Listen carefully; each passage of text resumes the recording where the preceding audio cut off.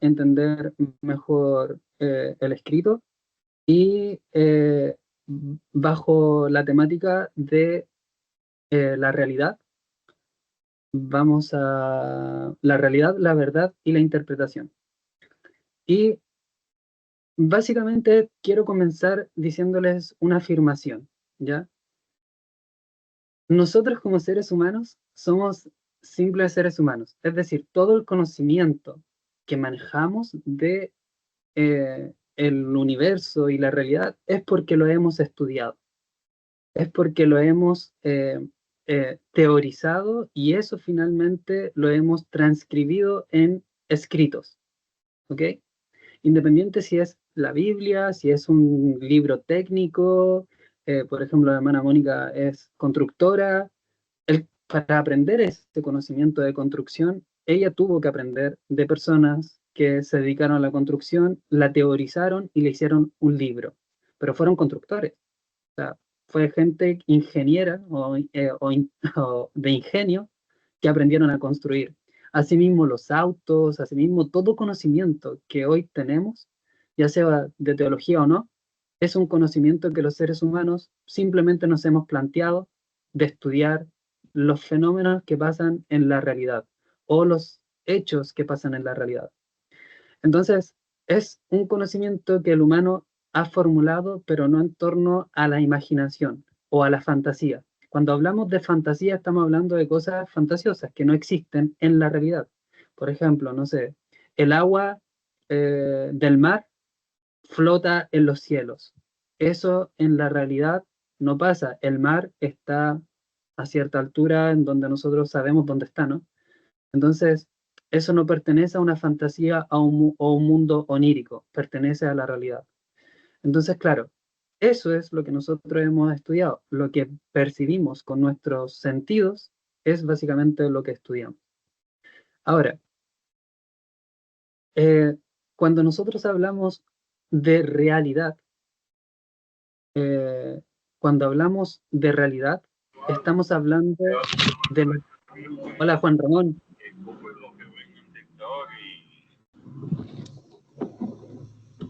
Ahí entró Juan Ramón también. Voy a silenciarlo de momento, que se escuchaba muy fuerte. Entonces, eh, cuando hablamos de realidad, estamos hablando de lo real, lo que existe en la realidad. Y esto es muy interesante de que a veces nosotros no vemos la realidad con los sentidos simplemente o sin un sesgo de interpretación. Es decir, por ejemplo, si vemos un árbol, para nosotros debería ser un árbol simplemente, sin darle ningún significado ni ninguna interpretación a eso, sino que simplemente debería para nosotros ser un árbol, una casa, un ser humano, un niño, una mujer, un hombre, sin ponerle ningún valor moral o ético, porque lo real no se define por un valor de interpretación, sino que se valora simplemente porque existe. Es la existencia misma lo que nosotros, como conocimiento de seres humanos, hemos definido como realidad. Ahora, en esto, eh, filosóficamente hablando, lo han explicado parte todo con Platón, yo diría, porque Platón lo que enseñó fue eh, la alegoría de la caverna, en donde él explicó precisamente estos conceptos de la realidad, la verdad y la interpretación ocupando esta alegoría. Y se trataba de dos seres humanos que estaban encadenados en una caverna y ellos sabían que la realidad, bueno, la realidad era la caverna en sí mismo, ¿no? Eso era lo que ellos podían percibir. Y afuera estaba el sol. Eh, entonces, lo que intentaba explicar Platón era básicamente, ok, tenemos esta caverna que existe, pero afuera hay una realidad. Denme un chance, disculpen. Entonces, claro, Platón lo que explicaba era como la caverna, y la caverna era la realidad de estas personas que estaban encerradas en esa caverna, pero afuera de la caverna había más mundo, había el sol y eso también era la realidad. Ahora, cómo ellos podían ver la realidad encerrado en una caverna. ¿Qué es lo que iban a conocer de la realidad encerrados en una caverna? No iban a conocer más allá de lo que eran las paredes de roca. Entonces eso nos desafiaba a pensar, entonces, ¿qué es lo que ellos conocían de la realidad? Y eso nos lleva a pensar realmente cuál es nuestra caverna en primer lugar. O sea, ¿qué es lo que nosotros miramos de la realidad si nosotros estuviéramos, por así decirlo, en una caverna intelectual? Eh, y de ahí viene el concepto de la verdad, ¿ya? El concepto de la verdad es más fácil, yo diría, como explicarlo, porque el concepto de la verdad viene siendo cómo nosotros comprobamos la realidad. Es decir, por ejemplo, si en el mundo real existe el sol, y yo les digo, ¿saben qué? Pero el sol, ustedes lo ven amarillo, porque brilla, ¿no? Con todos sus gases y cosas, brilla. Pero yo les digo, el sol es azul. El sol se ve azul y es azul. Ustedes automáticamente me dirían, eso no es verdad, porque es mentira, porque todos lo estamos percibiendo y viendo amarillo.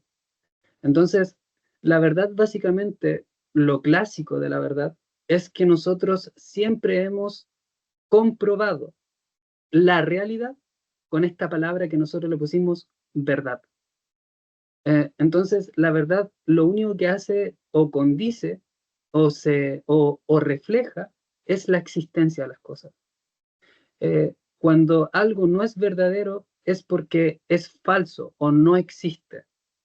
Eh, Puedo decirles que, no sé, en Venezuela, en Colombia, hay tortugas de 20 metros, pero de allí a que eso sea verdad es ir a comprobarlo. Entonces, la realidad, por un lado, nos dice las cosas que existen y la verdad es como nosotros comprobamos que eso exista. Entonces, de aquí vienen estos conceptos de realidad y verdad. Bienvenidos a los que se están conectando. Estamos hablando este tema de realidad, verdad e interpretación. Espero que con los siguientes ejemplos que vaya dando, vayan poniéndose al día también los que han entrado recién. Entonces, tenemos estos conceptos, ¿ya? Eh, y después tenemos el concepto de la interpretación. Y la interpretación es lo que nuestra cabeza piensa al momento de ver una verdad o la realidad, ¿ok?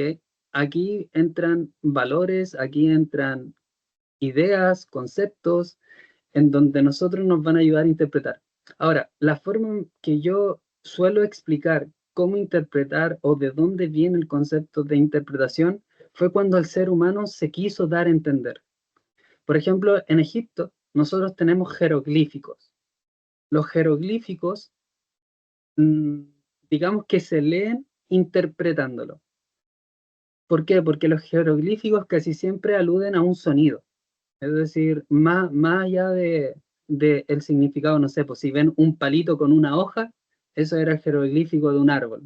No sé si ese es el jeroglífico, solamente es un ejemplo para la ocasión, pero ese era el sonido, eso más que nada, más que el símbolo del árbol, era un sonido del árbol, o era algo que tenía que ver con el árbol. Entonces, claro, cuando los sacerdotes, que eran los que sabían la interpretación de los jeroglíficos, ellos decían, bueno, allí hay un árbol, y lo dibujaban. Eh, Ahora, ¿qué pasaba si yo era hebreo y llegaba a Egipto y veía todos estos dibujos? ¿Iba a saber interpretarlo? Evidentemente no. ¿Qué me faltaba para poder interpretar de forma correcta el sonido o el símbolo en Egipto? Conocimiento. Entonces, para nosotros entender cómo el ser humano ha expresado la existencia de las cosas o la realidad, yo necesito conocimiento para saber interpretar de forma correcta lo que me quiere decir otro ser humano. Supongamos que nosotros seamos, por ejemplo, ciegos y tengamos que eh, aprender braille. Entonces, cada símbolo del braille, yo lo voy a tener que aprender para poder leer siendo ciego, ¿no? Lo mismo me pasaría si yo quiero aprender braille teniendo visión, y voy a tener que aprender la simbología del idioma braille. Entonces, básicamente, cuando nosotros hablamos de interpretación, no estamos simplemente diciendo, ah, no, es que esa es tu interpretación, eso es lo que tú me quieres decir, ¿no? Esa es tu verdad.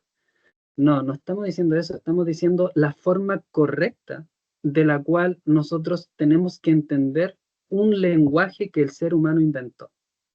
Hay lenguajes que el ser humano ha descubierto y no ha sabido interpretarlos porque aún nos falta el conocimiento de cómo poder leer eso.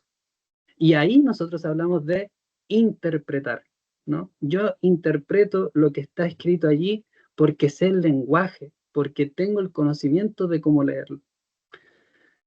Y esto lo hablé la semana con alguien en donde ella me decía constantemente, pero esa es la interpretación que usted le está dando. Y sí, puede ser que sea la interpretación que uno le está dando, pero en realidad lo que responde eso es a conocer el lenguaje de lo que se estaba diciendo. Cuando nosotros, por ejemplo, queremos interpretar el hebreo, no es simplemente, ah, es que yo estoy sacando una idea desde el hebreo. No, yo conozco el lenguaje en el cual está escrito la Biblia y sé lo que realmente dice desde la raíz, en la simbología, en la numerología, en todo lo simbólico que tenga, que tenga el lenguaje hebreo. Eh, es, es como conocer lo críptico del lenguaje y ahí recién sacar como la absoluta realidad de lo que el autor me quiso decir. Ahora, todas estas cosas responden a la existencia, ¿ya? O sea, los autores bíblicos o los autores de cualquier índole nos quisieron contar la existencia de algo, nos quisieron decir una idea o un poema o poesía o una idea técnica, etcétera. O sea, todo eso es parte desde el ser humano para querer decirnos una idea, ya sea una idea de Dios, ya sea una idea de algo que fabricó el hombre, o ya sea un secreto de la naturaleza biológico que nos quieran contar este mundo antiguo pasado. Por lo tanto, la interpretación, eh, si bien puede ser guiada o bajo un sesgo ideológico, sí, pero finalmente en lo que se intenta hacer académicamente es que la interpretación sea lo más neutra posible, para simplemente llegar a lo que realmente el autor nos quería decir. Ahora, fijémonos lo que pasa con la Biblia. Hay un detalle importante en la Biblia que, por ejemplo, nos dice que la serpiente en el Génesis habla. Ok, eso en el mundo real, en la realidad, ¿existe o no existe? Que una serpiente hable. ¿Eso quiere decir que la Biblia está mintiendo? ¿Cómo lo ven ustedes? El hecho que la Biblia me esté diciendo algo que no pasa en el mundo real. Es decir, ¿eso yo lo puedo considerar como algo verdadero o como algo falso? Le hago la pregunta si alguien me quiere responder, ¿cómo lo ve? ¿Cómo lo interpreta? Bueno, yo creo que hay que interpretarlo según cómo se haya expresado, en el sentido de que, bueno, antes, cuando hemos estado en la iglesia adventista, siempre Elena, bueno, en un libro, en uno de sus libros, indica de que antiguamente, pues las serpientes, eran aves muy audaces, muy hermosas. Bueno, si hablaba, no sé, pero habría que ver el contexto de, o sea, qué tipo de narrativa ha sido escrita, ¿no? Para poder Ujú. interpretar, porque en la realidad, obviamente, ese animal no habla, ¿no? Claro, Ahora, claro. ahora, no sé antes. no ha estado antes. Claro. Pero lo tomamos como que habla una verdad o no habla una verdad, o están inventando, no sé, como hay una crítica que dice, ah, no, es que esto es mitología, por ejemplo, lo que está ahí, o es poesía, ¿no? Son ideas fantásticas de un mundo que no existió. Ok, ¿nos quedamos con Pero no es eso? una realidad ahora. Ahora no es una Claro, realidad. claro, a la larga nos están diciendo también eso, o sea, que en el mundo real no pasan esas cosas, y es una crítica de que la Biblia como que está inventando cosas. ¿Qué opina usted, con respecto a esto? O sea, ¿nos quedamos con esa versión crítica de la Biblia o hay algo más que nosotros podríamos como contestar?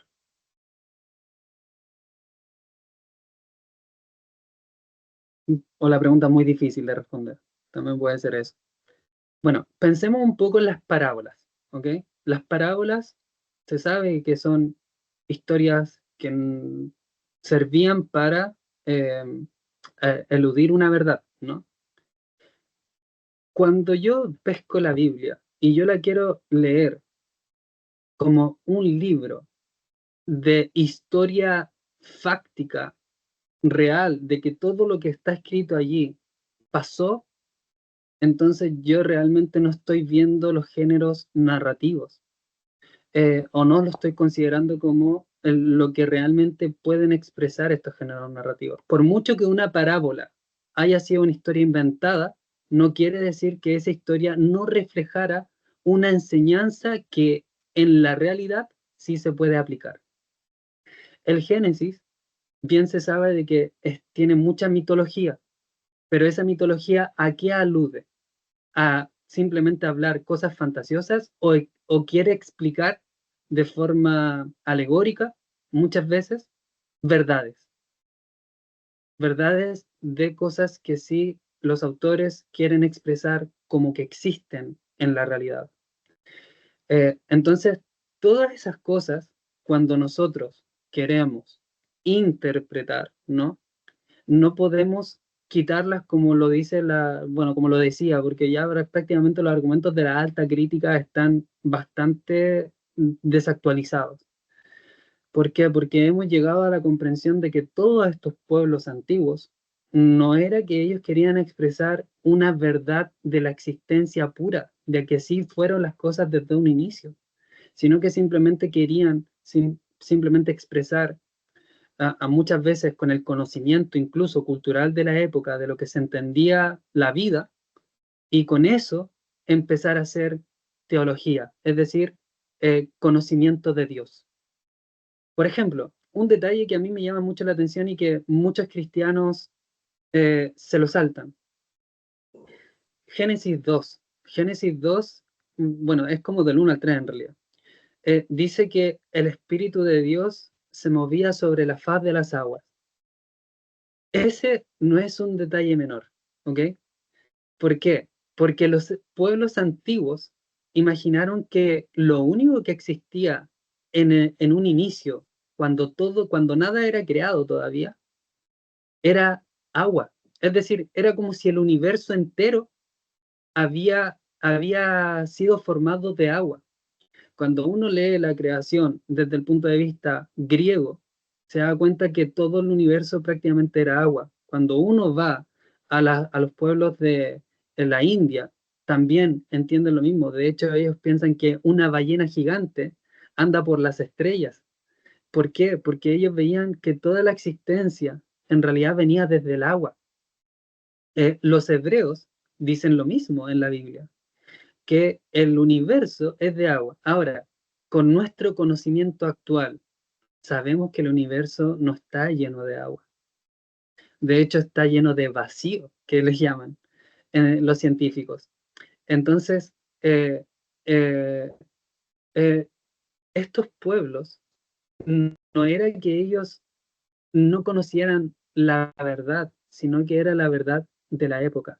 Era la forma, ellos estaban en esa caverna que decía Platón, interpretando la realidad de la existencia y contándonos cómo creían en Dios en esos momentos. Esto es muy importante, hermanos, aprenderlo yo diría antes de leer cualquier cosa, cualquier texto, porque a veces disociamos demasiado la realidad y la existencia, y eso nos lleva a malas interpretaciones y eso nos lleva a falsedades teológicas. Yo ayer le decía a Mónica que a mí me costaba, por ejemplo, mucho eh, hablar de la salvación. ¿Por qué? Porque la salvación no es algo que pasa en la realidad. O sea, si uno se muere, primero no sabemos lo que pasa después de la muerte. Ya eso es un punto en donde yo no puedo hablar como científicamente de esa verdad, ¿me entienden? Yo no puedo ni siquiera llegar a decir nada que ocurre en ese punto después de la muerte. Y luego hablar de la salvación es un punto que no ha ocurrido y no tenemos ningún indicio de gente que se ha salvado excepto por lo que dice la Biblia. Entonces, para mí, hablar de eso como con autoridad, ¿no? Como con la autoridad de decir, ah, esto va a ocurrir 100%, a mí me cuesta mucho, porque es un punto que en la existencia de la vida no ha ocurrido. Entonces, eh, ¿cómo nosotros como cristianos, a la larga, pensamos de que eso va a ocurrir? Y es porque también existe la fe en Dios. Y la fe viene de confiar, confides, que se le llama en latín. Entonces, cuando yo tengo fe, es decir, yo tengo una confianza, con fe de que eso va a ocurrir. ¿Por qué me he convencido de eso? Es por lo que dice Romanos. La fe viene por el oír, el conocimiento también viene por toda esa estructura gramática que dice Romanos. Nosotros nos hemos ido convenciendo a que eso es una verdad que, independiente, que no exista en el mundo real, nosotros confiamos que Dios sí es una verdad y que la salvación es un tema que va a ocurrir en el mundo en algún momento cuando Dios aparezca. Entonces, para mí, de repente en la sociedad, muchas veces nosotros como que nos saltamos un tanto estos conceptos que deberían ser sumamente normales y naturales al momento de entablar una conversación.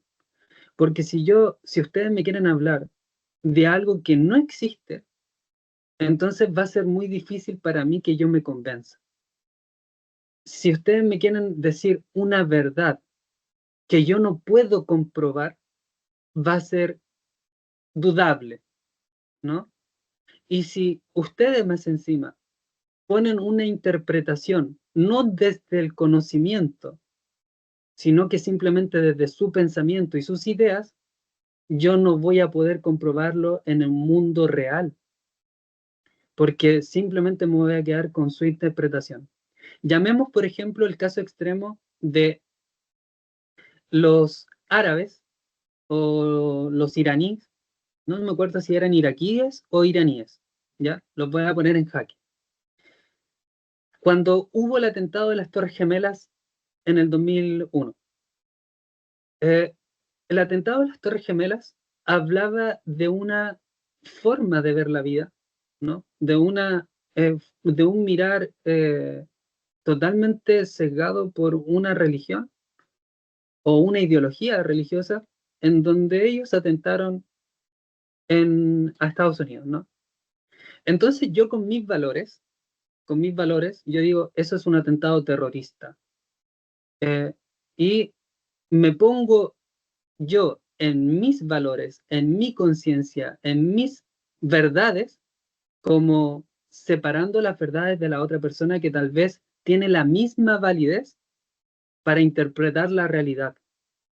Entonces, cuando tenemos este concepto de que a mí me parece malísimo y lo que está haciendo una persona que está haciendo un atentado terrorista porque murieron un montón de vidas, etcétera, yo me estoy poniendo por encima del concepto de vida de la otra persona. Es muy similar a cuando nosotros fuimos conquistados por los españoles y los españoles venían con sus conceptos de vida versus los aztecas o los incas que tenían sus conceptos de vida y chocaron estas culturas y nos impusieron un pensamiento que para ellos era mucho más avanzado o mejor que el de los incas o el de los aztecas. Entonces, en este paradigma, ¿quién tiene razón? En un paradigma en donde, por ejemplo, tenemos para nosotros, ¿no? Un fanático que estampa 2 aviones contra unos edificios de forma terrorista, o nosotros que lo estamos observando con nuestros valores y nuestra interpretación de la realidad y la vida. ¿Quién tiene la razón? Dejo el micrófono totalmente abierto para ver qué opinan ustedes.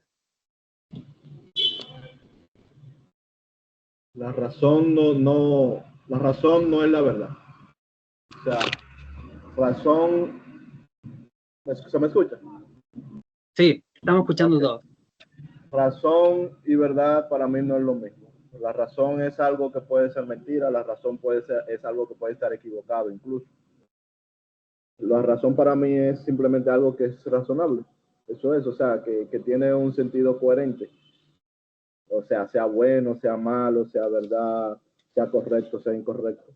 Entonces, en ese sentido, yo creo que las partes tienen la razón. Ambas partes tienen la razón, porque hay un sentido lógico, hay un hilo lógico detrás de lo que, por ejemplo, hicieron el atentado. En este caso es que se violentó lo que para ellos es la tierra sagrada durante la guerra de la primera tormenta del desierto en el año 91. O sea, esa es la razón por la cual Al Qaeda le declara la guerra a Estados Unidos, porque entendieron que eran aliados antes de eso, pero entendieron que la tierra sagrada fue profanada al poner tropas estadounidenses y de la OTAN en suelo de Arabia Saudita, eh, creo que fue Arabia Saudita que apoyó. Arabia Saudita fue uno de los países que apoyó. Entonces, ese es su razonamiento, por lo tanto es razonable, pero no creo que sea correcto, ¿verdad? Y del otro lado, bueno, tienen el asunto de que tienen un... ¿Cuánto? Una, dos. Del otro lado tienen un asunto de que hay una guerra, o sea, hay una agresión. Entonces, esa agresión es contestada o intentan contestarla directamente contra los que agredieron. Ahora, si nos vamos a lo que sería el derecho internacional, que es otra cosa, el supuesto derecho internacional, y lo que es la cuestión de las reglas de guerra, porque tenemos que recordar que las guerras son legales. Ir a la guerra no es ilegal, ¿sí? Sino que la guerra es legal también. Un ataque deliberado contra civiles es considerado un crimen de guerra. Por lo tanto, que desde ese punto de vista también es razonable decir que es un crimen de guerra atacar a un grupo de civiles como se atacó la Torre Gemela, porque no son un objetivo militar. ¿Entiendes? Ni son puede ser de un solo lado. ¿De un solo lado? Sí. ¿La célula? No, está bien, pásala por el lado. Pues sí, no es un objetivo militar, sino que es un objetivo puramente civil atacado mediante un proyectil civil, que serían los aviones en este caso. Si hubiese sido, por ejemplo, un ataque al Pentágono, sin utilizar un avión lleno de civiles, no se podría considerar que un crimen de guerra, sino que es un acto de guerra. Que hubo un ataque al Pentágono, ¿verdad? Pero como iban civiles dentro del avión, entonces se puede considerar un acto terrorista desde ese punto de vista de la ley de las leyes de guerra, ¿verdad? Un crimen de guerra. Pero si no hubiese tenido dentro civiles, entonces ese ataque no se podría considerar un ataque terrorista en ese caso. Pero como la forma que se hizo, sí.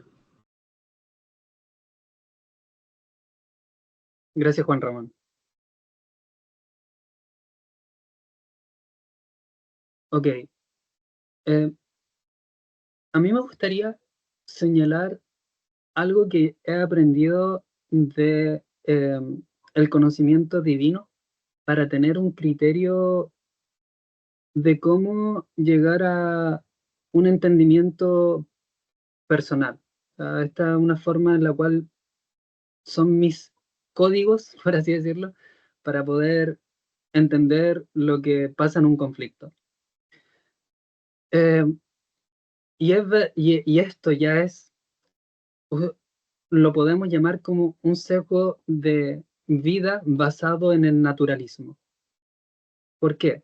Porque la vida natural, en general, lo que tiende es a la vida. O sea, en la realidad que todos podemos percibir es que todo tiende a la vida y a la muerte en general. Pero hay un proceso de vida que es envejecer. Un árbol nace, se desarrolla y envejece. Ese es el orden natural. Bueno, todos estos pueblos antiguos y en los temas anteriores que yo he hecho para el grupo, yo en el tema pasado de hecho hablé de este ordenamiento divino con el cual todos estos pueblos antiguos, tanto los egipcios, sumerios y cualquiera de la India, judíos, todos llegaron al entendimiento de que el ser humano, Dios lo formó. ¿Pero por qué llegan a esa conclusión? Porque el mundo natural ya estaba formado antes del hombre. El hombre no formó una palmera, el hombre no formó una montaña, el hombre no formó al mar ni al sol. Quien lo puso allí fue un creador. Y esto me ha ayudado para dilucidar realmente cómo funciona o cómo ha funcionado el relacionamiento social como seres humanos a nivel general. De aquí, cuando nosotros entendemos este primer orden social que Dios establece de forma natural, es decir, el árbol sí o sí va a crecer independiente que exista el hombre o no, porque hay ciclos naturales que nos van a llevar a que ese árbol crezca, se desarrolle, etc. Entonces, esto es un orden natural que tiende a la vida.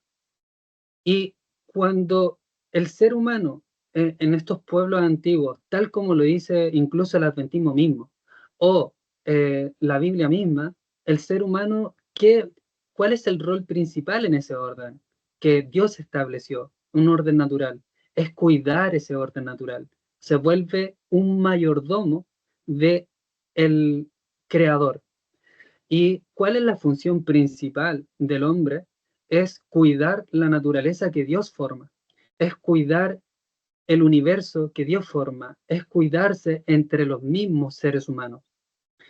Entonces, en este mundo idílico del Edén, eso funcionaba a la perfección. El ser humano funciona en torno al cuidado de la naturaleza, en torno al amor, a la paz, etc. Como el mejor mundo idílico que nosotros podamos pensar, ese fue el mundo del Edén. Ahora, ¿qué es lo que ocurre luego? El ser humano desafía ese orden establecido y ese orden establecido vendría siendo el caos.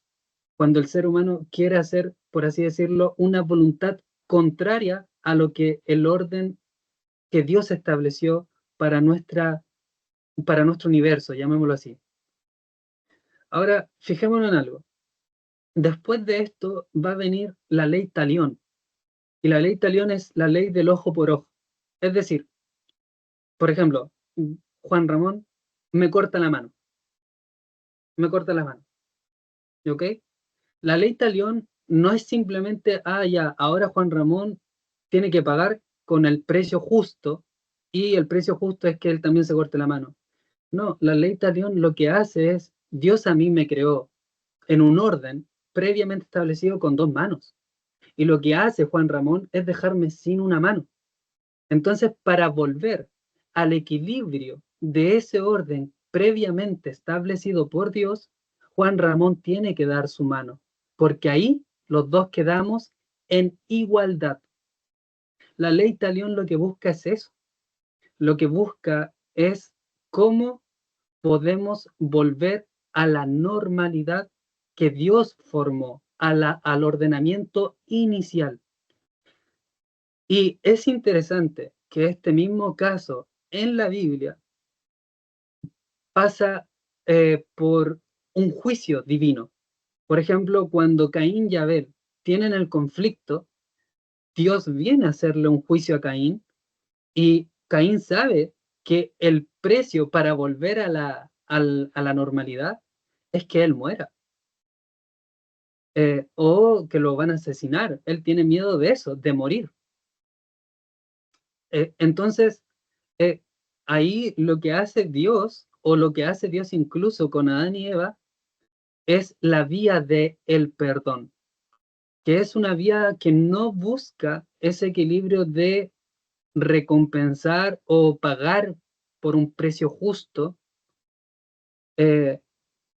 por el mal que se había hecho, sino que perdonarlo. Es otra vía para devolverle la integridad a la persona que se equivocó. Entonces, esta vía de las leyes, por ejemplo, que tenemos en el Antiguo Testamento, incluso los 10 mandamientos, lo que intentan decirnos es cómo nosotros volvemos a ese ordenamiento divino que Dios estableció en la naturaleza o en las familias, etc. O sea, cada mandamiento busca ese ordenamiento cósmico divino que Dios estableció en la normal. Ahora, cuando yo veo, por ejemplo, un ataque del que sea, si a mis ojos me parece justo o injusto, me es indiferente, sino que simplemente cualquier ataque que vaya en contra de cualquier ser humano, para mí es un desorden social. Es un desorden que sencillamente va a atentar contra otra vida. Los primeros que atacaron, como dice Juan Ramón, fue Estados Unidos por la ambición del petróleo. Son intereses materiales. Y en responder a ese orden natural que el ser humano busca, es decir, yo tengo que responder a esto, viene la venganza. La vía que Dios ofrece es el perdón y la reconciliación. Entonces, es algo mucho más altruista porque se basa en el corazón del ser humano de cuánto él puede llegar a amar. Y eso es algo muy interesante de analizar desde el punto de vista de cómo nosotros entendemos la realidad, la existencia, en otras palabras, la verdad y la interpretación. Porque finalmente todo eso impacta en cómo nosotros vemos la vida. Impacta de la forma en la cual yo me voy a relacionar con otra persona. Si a mi familia matan a mi hijo, si a mi familia matan a mi hijo, lo normal y natural es que yo quiera tomar represalias con eso, ¿no? Entonces, de esto va el hecho de cómo nosotros realmente, ya como gente cristiana o gente con valores de amor, llamémoslo así incluso, más allá de ponerle una etiqueta de cristianismo, de cómo nos relacionamos a través del concepto amor, va a ser una línea de pensamiento totalmente contraria a lo que el ser humano ha establecido como estándar. En las mañanas, de hecho, en las noticias estaba viendo que acá en Chile, a una familia en el sur de Chile, mataron a su hijo de 20 años. Una pandilla de compañeros se juntaron a matarlo a combos. Seguramente tenían alguna diferencia, ya sea de opinión de todo, pero eso tiende al caos y al desorden en esta familia. Y esta familia decía, nosotros queremos justicia. Cuando nosotros decimos esa palabra, queremos justicia, lo que estamos diciendo en el mundo de la existencia es queremos que se nos devuelva algo de ese orden que nos acaban de desordenar la vida. Entonces, la justicia desde los egipcios, judíos, sumerios y el pueblo que ustedes quieran siempre la entendieron así. ¿Cómo se devuelve el orden natural a el ser humano? Entonces, bueno, creo que me quedé pegado. Ahí sí. Entonces, esto es básicamente para mí un concepto que debería ser muy natural, debería ser muy normal hablar en estos términos y no hablar en los términos de la opinión simplemente. Porque cuando nosotros hablamos simplemente desde mi pensamiento, puede estar totalmente alejado de una realidad. Y puede estar, mira, de hecho, a mí lo que me ha pasado, de repente yo hablo con cristianos y me hago el no cristiano. Y veo cómo ellos me intentan convencer con argumentos para hacerme ver o hacerme creer en su forma de ver a Dios. Y yo veo que faltan conceptos más de cómo el ser humano ha entendido la realidad, porque pueden saber lo que dice el libro de forma repetitiva, pero no realmente tener el concepto humano de cómo llegar a ver la realidad. Ahora, es un tema más extenso aún, porque hoy día ya manejamos conceptos de posverdad o verdad de correspondencia, metaverdad incluso, que son conceptos que me gustaría tocarlos en otra instancia de cómo nos están afectando ahora en nuestro diario vivir estos conceptos y que los vemos mucho más seguido de lo que uno piensa. Eh, por ejemplo, voy a citar al filósofo Lee McTry, algo así es este filósofo, Lee McTry, algo así se llama el tipo, es un nombre súper complejo. Y él saca el concepto en el diccionario de Oxford del 2016, el concepto de posverdad. Y es cómo la política, en específico de Donald Trump, había hecho un concepto de guerra dentro de Estados Unidos contra el inmigrante. Y este concepto tenía que ver con un asunto de mandar mensajes a través de Facebook, sobre todo, la primera campaña de Donald Trump, la manejaron mucho por Facebook para hacer una conciencia colectiva de decir que había mucha delincuencia o casi un conflicto de que Estados Unidos se estaba desmoronando totalmente, socialmente, por el inmigrante, básicamente. Y hubo un ataque por las redes para que Donald Trump saliera presidente electo con ese argumento. Y ese concepto de verdad, sí, es un concepto de verdad, pero que te la indujeron en tu cabeza. No es una verdad consciente de estar observando la realidad, de cómo Estados Unidos tal vez está más normal de lo que nos estaba diciendo este tipo, eh, y, y al final lo asumimos como verdad colectiva, y hoy día todos pensamos de que el país se está desmoronando a pedazos por conceptos que a mí me indujeron a través de las redes, y lo hago como una verdad propia y personal. Esos son los conceptos de posverdad, es decir, cómo te ponen una verdad en la cabeza cuando en realidad, tal vez en la realidad, no es así. Entonces, finalmente, todas estas cosas sí nos afectan de algún modo en nuestro diario vivir, eh, y son conceptos que se sienten reales, pero no responden a la realidad o a lo que estamos viviendo en sí mismo.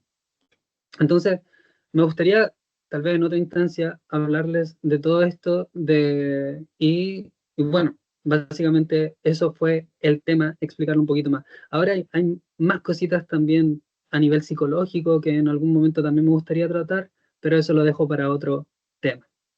Así que hermanos, son las 11:51, me parece tiempo suficiente de toda esta forma de cómo nosotros, como seres humanos, hemos llegado a entender la existencia, la verdad y la interpretación de cualquier tema, en realidad, de cualquier tema. Los invito a siempre a estudiar un poquito más, no quedarse solamente con lo que escuchamos. Y bueno, eso. Dios les bendiga y cualquier intervención es bienvenida en estos momentos antes de finalizar.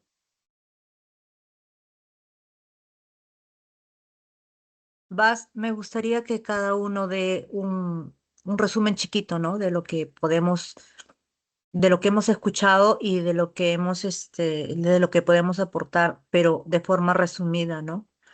Para poder sacar como una como un feedback, ¿no? Y podamos sacar un mensaje, ¿no? Porque realmente el objetivo de reunirnos hoy sábado es poder de alguna manera tener el conocimiento humano, pero también enfocarlo al conocimiento cristiano, ¿no?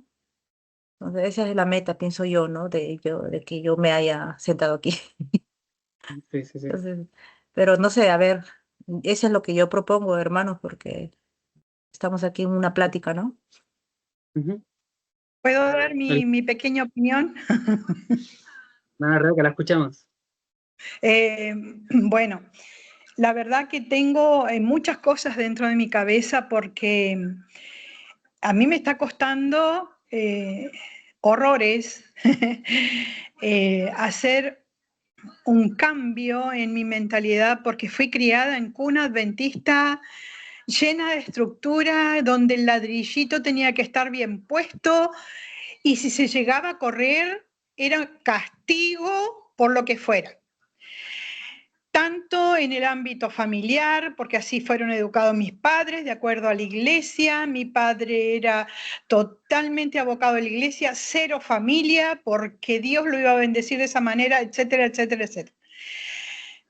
Aprender toda una vida que cuando llega la pandemia, recién, para mí la pandemia fue una terrible bendición, pero lo mejor de lo mejor que me ha pasado en la vida. Poder entender lo que realmente Dios quiere de nosotros, de sus hijos, de su creación. Y me ha costado, no puedo compararme con el costo de otras personas, pero a mí me ha costado, lo que sí yo voy viendo en mí, me voy haciendo una autoevaluación, que he avanzado y que cada día avanzo. Lo que también me preocupa muchas veces es de no cometer, de no creer y cometer errores de acuerdo a ese avance que he ido teniendo, que voy sosteniendo día a día, agregando, aprendiendo más. Y sentarse a una reunión, dicho figurativamente, porque yo estoy haciendo las cosas de mi casa, pero a la vez escuchando todo este tema, a mí me mueve el cimiento, porque sábado tras sábado, desde hasta que llegó la pandemia, yo tenía que cumplir con ese rito de irme a sentar a la iglesia y calentar el asiento y responder a 7 en la escuela sabática y responder todo lo que ya sabemos y que ni siquiera vale la pena recordar. Entonces, para mí ha sido un cambio terrible, para mí es un desafío enorme todos los días y estoy... vos sabés que esto de la ley del talión que vos decís, para mí, mirá que la he leído, la he tratado de asimilar, pero nunca le había dado el enfoque que vos lo enfocaste hoy, de volver a un equilibrio. Y eso, en los 60 años de la que la iglesia manejó mi razonamiento, me lo armó, me lo estructuró, todo eso, doy gracias a Dios realmente, al Espíritu Santo, de que hoy puedo estar libre de poder pensar. Y yo te reagradezco y puedo hoy, y cuando te escuchaba decir que a veces te hacías el no cristiano, yo muchas veces lo he hecho, no sé, incontables, porque aprendo y veo y respeto las convicciones de otro ser humano, que a mí jamás me respetaron, jamás me enseñaron hacia mí misma, hacia mi hermano de la iglesia, hacia cualquier otro. O sea, en realidad para mí es bendición tras bendición todo esto y yo te agradezco porque en aunque no haya opinado como opinó Mónica, en su momento yo hice mi opinión desde adentro, ¿no? Y puedo ver de que el conocimiento que Dios quiere, por algo nos dio ese libre pensamiento de poder elegir, de poder pensar, de poder equivocarnos, de poder decir, me equivoqué, me caí, me embarré, caí en el fondo del pozo, pero me levanté. Eso es lo que a mí me apasiona. Y hoy estoy intentando eso de trabajar con mis hijos, con mis 3 hijos, que uno de ellos sigue la estructura al pie de la letra, pegando ladrillito tras ladrillito, y yo veo cómo sufre, lo infeliz que es, y por ahí me dice, ¿cómo has cambiado, mamá? Pero, bueno, no sigo más porque es todo un tema. Gracias, Paz.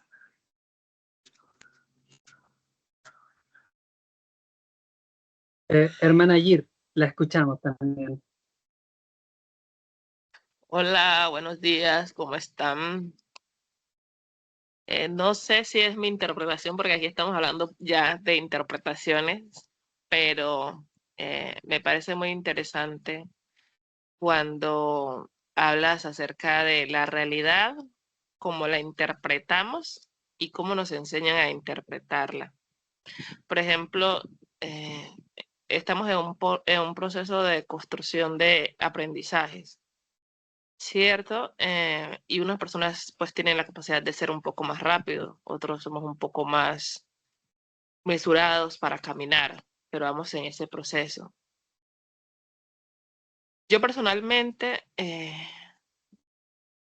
me quedo muy sorprendida cuando veo que personas que dicen ser cristianas toman parte de parte radical en una postura como en los conflictos. No es que debía ser porque esto. Por ejemplo, caso reciente. No es que Estados Unidos tenía que intervenir Venezuela para instaurar el orden democrático. A mí me deja muy pensativa, porque se supone que estamos en un proceso de construcción y simplemente el hecho de invadir a otro es coercitivo. No hay libertad. Allí no hay un espíritu de amor. Allí no está Jesús. Y cuando un cristiano a mí me dice eso, a mí me da como que un ataque. Se me queda el aire.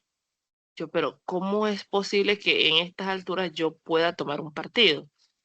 Y entonces cuando alguien presenta una postura, no estoy de acuerdo, porque eso no es libertad, porque ahí no está eso, porque ahí no hay amor. Ah, no, es que tú estás defendiendo al presidente dictador. No estoy defendiendo al presidente dictador. Estoy diciendo que en ninguna de las dos posturas está Jesús. Si yo coerciono, si yo obligo, si yo me coloco sobre alguien más, allí no hay amor. Entonces, ¿de qué forma yo me estoy deconstruyendo? ¿Hacia qué lado? No estoy deconstruyendo nada, estoy construyendo otra estructura, pero desde otra punta. Estoy siendo nuevamente radical, pero ya no dentro de una estructura religiosa, puede ser dentro de una estructura política, social, lo que sea, pero no estoy siguiendo el camino de Jesús.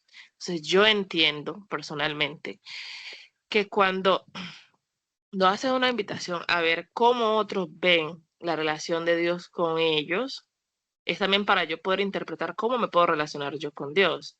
Y como escribía Mónica, es que la guía es Jesús. ¿Cómo se relacionaba Jesús con los demás? ¿Era coercitivo? ¿Era obligativo? ¿O cómo se relacionaba él con los demás? A veces es muy difícil porque como tenemos una estructura creada, sentimos la necesidad de estar guiando a los demás, pero es que también tenemos que soltar la estructura para poder caminar sin ella. Jesús no trataba de que tú lo tienes que hacer así, porque existen formas. La mía no es la única, ni es la verdadera, ni es la aceptada. Es como, es que cuando los países primermundistas llegaron al tercer mundo, nos trajeron la religión. No, acá ya existía una religión. Los indígenas, los africanos, los nativos ya se relacionaban con Dios de una forma. Ellos ya se sentían espirituales, ellos ya cuidaban la naturaleza, ya para ellos el agua era importante, los metales tenían un uso determinado, se cuidaban entre ellos, usaban las plantas para la salud, etcétera, etcétera, etcétera. Entonces, debo soltar literalmente la estructura que tengo y evitar seguir construyendo otra estructura para poderme relacionar libremente con las demás personas.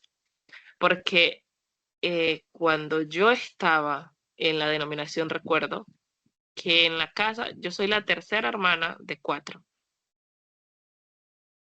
Y en la casa hemos vivido mi hermano mayor, mi hermana menor y yo. El otro siempre ha sido más independiente. Y en la casa se tenía que hacer todo como yo decía. Y me fueron cogiendo una tirria. Una tirria es como un fastidio, como que nadie me quería porque era muy autoritaria. Y cuando yo empecé a deconstruir, que empecé a soltar a todo el mundo, yo me encuentro relacionándome con mis hermanos, con mi mamá de otra forma totalmente diferente. Como que mi hermana me llama porque ella le da la gana. Ay, mira que esto, que lo otro. O sea, me tiene más confianza, nos relacionamos de igual a igual. Yo no soy superior que ella, yo no sé cómo se van a hacer las cosas. Simplemente le doy una opinión abierta. Y las relaciones siento que fluyen de una forma más positiva, más armoniosa. Y yo creo que eso es lo que al final quería Jesús, que nos aprendiéramos a relacionar con las demás personas, que pudiéramos respetar sus opiniones, que pudiéramos amarlos independientemente de que no nos pudiéramos entender su forma de pensar. Porque somos muy dados, es que no entiendo cómo lo hace, ¿por qué lo hace de tal forma? Si debería de ser así. No, cada quien actúa de acuerdo a su nivel mental. Uno puede ser profesional, pero emocionalmente puede estar exageradamente atrasado y así va a interpretar la vida. Así tenga conocimientos exageradamente avanzados de la IA, de lo que sea. Pero si emocionalmente va un poco más atrás, así va a ver la vida, así va a razonar. Entonces me parece muy interesante este tema llevado al nivel espiritual, porque como cristianos debemos reevaluar nuestras posturas sociales. Eso era lo que quería decir. Antes de darle el paso a Juan Ramón, leo aquí una frase que la hermana Mónica la puso. Dice, yo soy el camino, la verdad y la vida. Bueno, hablando de esto, lo que está señalando la Biblia ahí es que Jesús básicamente te está diciendo, yo soy Dios. O sea, es Dios en la tierra, prácticamente lo que está diciendo, como ejemplo, ¿no? Entonces, eso es muy interesante porque si la verdad de Dios la podemos definir a través de Cristo, Cristo o el escrito de Cristo debería ser el que a nosotros nos diga el por qué es Dios. Y nosotros deberíamos leer la Biblia no con ojos de fe ciega, sino de fe crítica. A decir, a ver, convénceme, Jesús, de que tú eres Dios. Veamos que Cristo tiene muchas cosas a su favor. Por ejemplo, no es un líder político. Si fuera un líder político sería como Donald Trump, uno más. Él no tuvo aspiraciones terrenales. Y eso también, para mí, por lo menos, le da un peso intelectual superior a cualquier otro, porque él lo único que quería era que el ser humano realmente viviera en la libertad, como decía la hermana Gir, y en una libertad ya plena en la existencia, de plenitud en la existencia, ni siquiera de conciencia, es cómo el ser humano puede vivir en plenitud en la existencia. Entonces, él nos dio el camino, ¿no? Para poder entender realmente un concepto divino, ya no de venganza, ya no de tomar represalias en contra del ser humano, que era como la versión de Dios del Antiguo Testamento y de todos los otros dioses también, porque todos los otros dioses también son sumamente vengativos. Pero Jesús muestra realmente un camino para llegar a Dios, para que nuestra existencia, para que nuestra realidad, nosotros podamos asumir si realmente Él es un buen candidato a ser referente de Dios o no. Ya eso es una decisión sumamente personal y que nosotros, yo espero, ¿no? Que todos los que nos hemos convencido por el cristianismo en sí mismo, la llevemos a nuestro corazón. Ahora sí, Juan Ramón. Bueno, la cuestión de la verdad existe en varios niveles, o sea, no hay un solo tipo de verdad. Hay verdades sociales, hay una verdad personal, hay una verdad cultural, hay una verdad incluso en términos políticos, y cada una es diferente. Entonces, también hay una verdad científica.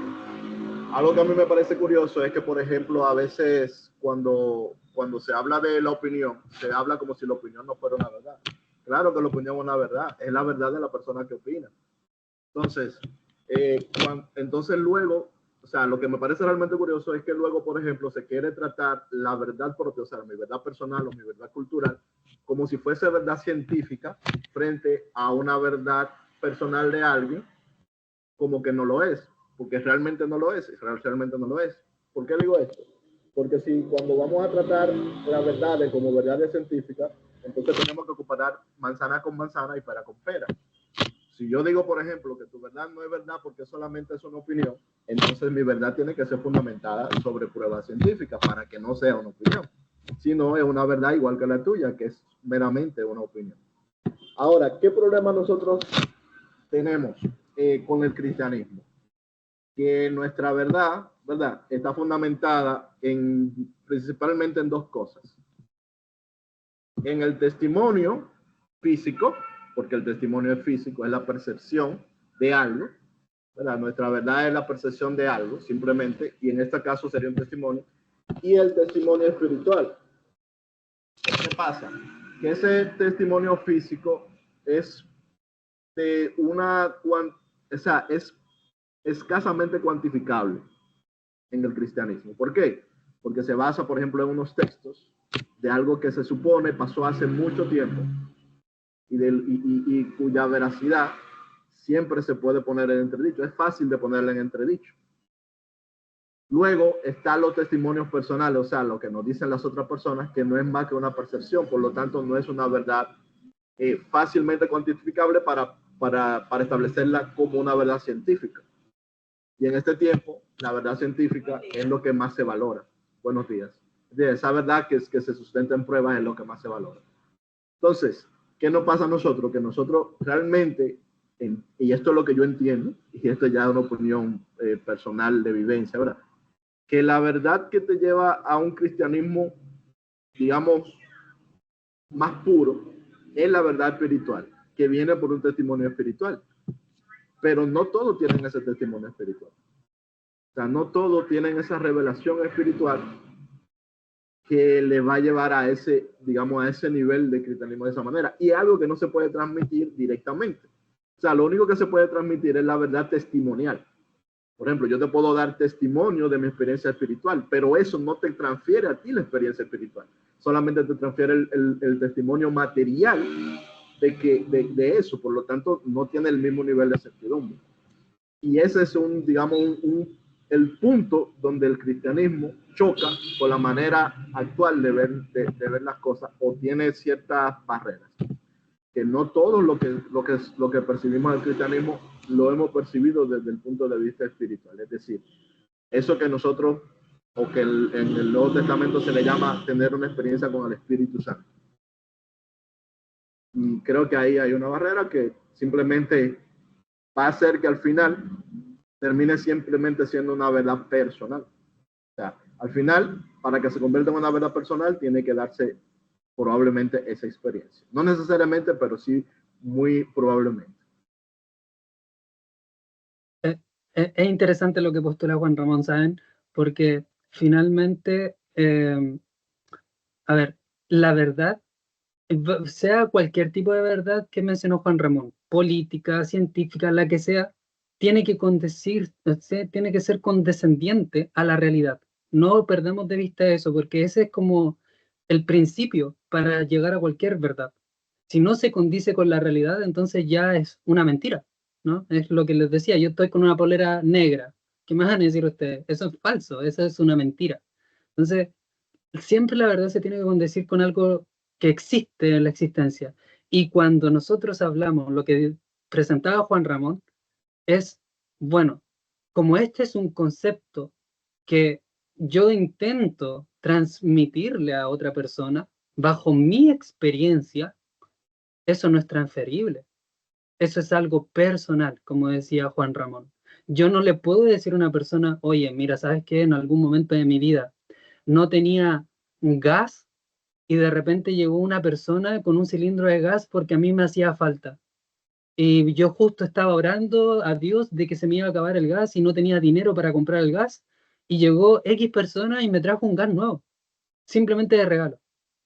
Entonces, esas cosas nosotros las interpretamos como para nosotros, ¿no? De manera personal, de que en realidad Dios sí de algún modo está trabajando en este universo y a favor de forma invisible, ¿no? De forma que no podemos comprobar su existencia de forma material o física, pero sí a través de la fe.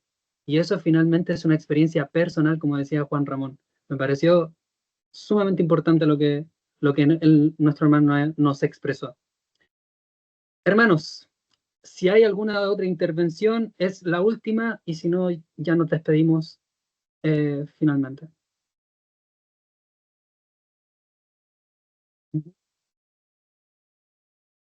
No veo ninguna manito levantada más. Mónica, ¿te gustaría decir algo más?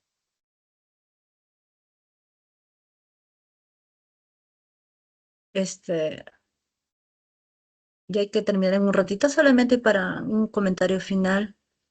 Escuchamos a todos, a veces me pregunto, ¿quién es más difícil de entender, Dios o el ser humano? Verdad que nosotros los seres humanos, así todo lo que ustedes han dicho, efectivamente, en Oriente, en Occidente, todos tenemos nuestras verdades diferentes. Pero nosotros como cristianos, tenemos que tener claro que nuestra verdad es Jesucristo. Y hay que escudriñar más a Cristo, tal vez.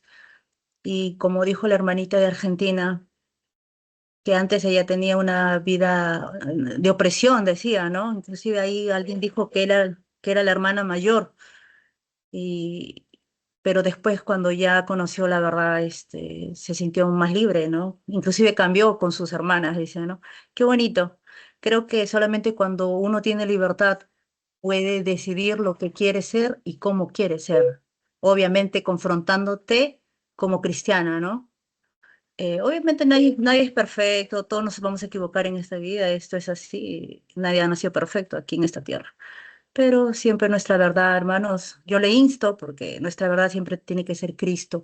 Así ustedes sean de derecha, de izquierda, de cualquier pensamiento filosófico, siempre nuestra forma, los que estamos aquí y prodigamos una fe, siempre tiene que apuntar a eso, que es Cristo. Cristo es el bien, Cristo representa el bien, no el mal en este mundo. Nada puede, nada pensamiento humano filosófico puede superar a nuestra fe en Cristo, que es el bien. Eso hay que tener bien claro, porque veo en la iglesia muchos cristianos que son de izquierda y la izquierda defiende el aborto, la muerte, defiende el hambre, entonces cosas raras que pasan en este mundo, violaciones con niñas, matrimonios con niñas, entonces en Medio Oriente, ¿no? Entonces yo digo, pero ¿qué cristianismo defendemos? O sea, ¿en dónde nos ubicamos? Estarán ignorando tal vez mucha información, ¿no? Pero en resumen es eso, Cristo es la verdad, Cristo representa el bien de este mundo y todo lo que nos pueda albergar maldad en el corazón o instar a ser malos en esta vida hay que desecharlo, hermano. Es difícil, pero hay que eliminarlos. Bueno, ese es mi resumen y ya hay que hacer otras tareas. Bueno, nos vemos el próximo sábado. Olman, hace rato que no te veía, así que genial verte. Y bueno, me despido de todos. Voy a hacer una breve oración y de ahí nos desconectamos de la reunión. Querido Dios, muchas gracias porque siempre nos vas ayudando con los conocimientos que están a nuestro alcance. Gracias porque nos das estas herramientas para poder comprender cómo tú influyes en toda esta vida como que seres humanos llevamos, que a veces es muy pesada, y gracias por estar al lado de nosotros, ayudándonos siempre. Eh, También te pido por todos mis hermanos para que este 26 sea de mucho bien para cada uno de ellos, que nuestros esfuerzos realmente te agraden y que tú estés siempre ahí apoyándonos en cada momento, eh, que te sintamos más que nada en nuestro diario vivir. Querido Dios, te pido una bendición por cada uno de nosotros, por Jesús. Amén.